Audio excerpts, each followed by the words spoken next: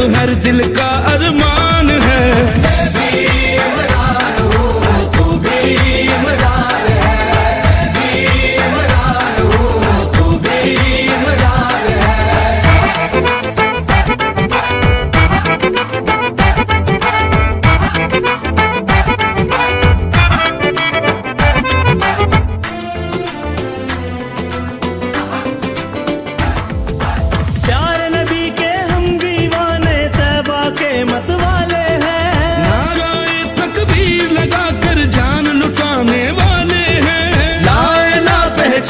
हमारी और हाकिम कुरान है।